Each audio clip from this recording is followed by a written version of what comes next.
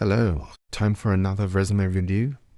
This time we're looking at Danielle Claire Walters' resume today. So, the first thing, the overall layout and design I really like. It's very well structured.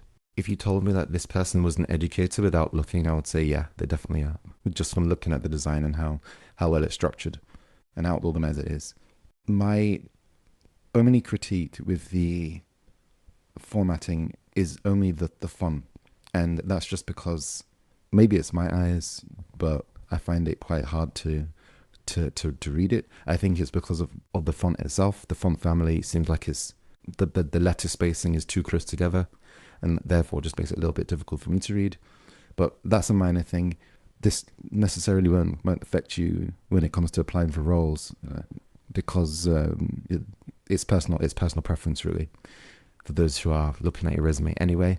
The only other thing I can probably think of right now that comes to mind is the double column layout. Now, I don't have an issue with double columns on resumes. Sometimes I actually do advocate for them.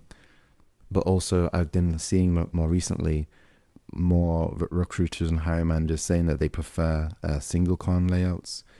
However, so what I would do is I would consider testing it. So having one that's single column, another resume that's double column, and see if that affects your performance in any way as it comes to getting initial recruiter callbacks. About this section, education school leader with 10 plus years experience across diverse cultural contexts and multiple curricula. This is really strong. This is really good. Okay. From from paragraph 2 and 3, or rather line 2 and 3, whilst I think the language is good and it makes sense in terms of how effective you are in the workplace as it pertains to educating students, I think it would be great if you mention one or two of your career highlights here from a metrics perspective. So, for example, you mentioned how you're recognized for driving measurable academic gains. So, what would you say is your number one academic gain that you have accomplished in your career? I would say you should mention that here instead of just saying it. Yes, sure, they'll look at your experience and look further, but as you know, they have limited recruiters, hiring managers have a limited amount of time that they spend on your resume. So mentioning it as soon as possible will help to drive at least awareness towards that area as soon as possible. Committing to excellence in the classroom leadership, yeah. The only other thing I'd probably mention is what type of role you're looking for moving forward. I imagine it may be similar to what you were doing before, but might also be different, especially as your most recent employment history is different compared to what you was doing before then. So if you are still looking at working in firms still to do with learning and development, L&D of course, then that should also be mentioned. And then the only thing I would mention as well is in your header section, probably including the ideal title that you're looking for, or the ideal role that you're looking for in your header section.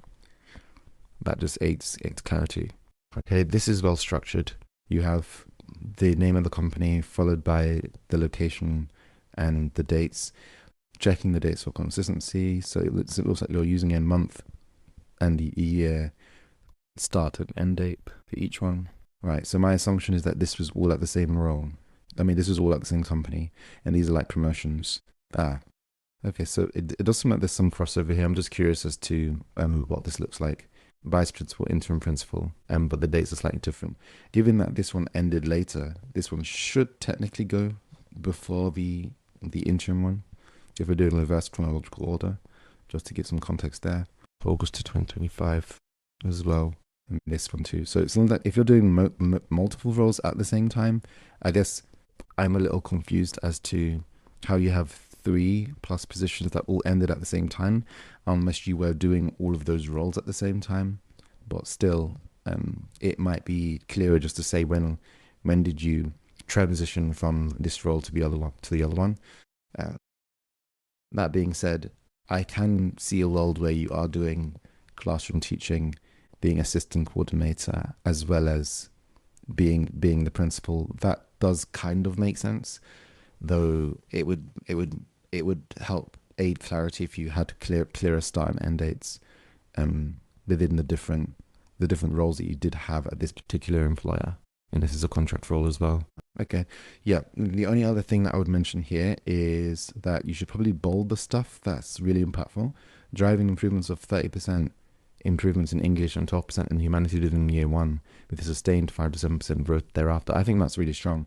This should probably appear earlier on, and you should restructure all of your bullet points so that the most impactful ones appear first. So most to least impactful when we're looking at it vertically, and then horizontally, it should be impact first, followed by what you did and how you did it horizontally. The rest is really good and really strong. I don't think I have any more complaints. Let's see. Professional development. Okay, I think the only thing that I'd be curious about is to learn what are these. Like, obviously they're courses, but courses and conferences. However, I'd be interested to learn as to, if I'm looking at this for the first time and I'm a hiring manager, I'd be wondering, is this some form of training that you did? Was it just a 1-day training? Was it multiple days worth of training? It's great that you have them all listed here, but yeah, it would be helpful to have some extra clarity. That being said, because your resume is already 2 pages, you probably don't want it to extend into a third. Not that it would necessarily be too much of a problem, but I would want to seek more information here. But then again, this could be something that we talk about during interview. And then you've got your professional associations as well, which is great, all listed there. And it would be great if you could put the years as to when you acquired them, just like you've done for these, just so there is that consistency across professional development, professional associations. And then, okay, so skills is the only one where I would agree to say there's no need to include a month and date, a month and year for when you acquire them. These are just like your skills. Okay, let's see. Okay, the good thing that I like about your skills is the fact that these are hyper-specific to the role and experience that you've actually done, and it's not generic. So you haven't put in something like the great communication skills, or you collaborate in a team, or stuff like that. You've actually put some really, really good stuff here. And your teaching licenses too. I wonder if it's also worth putting in the years at which you acquired those as well, which could be helpful. I think it is impressive that you do have teaching licenses in three countries.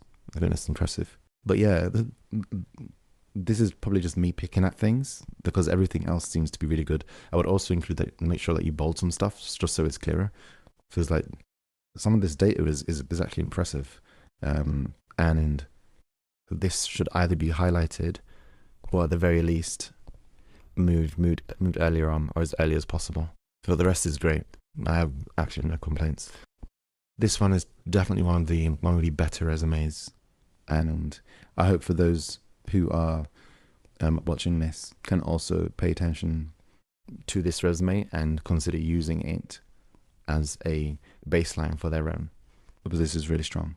But yeah, if you make those changes, then I think this could be even stronger, even more powerful, and would be getting you a lot more interest, for sure, depending on your competition, of course. Hope that helps. Speak soon. Bye.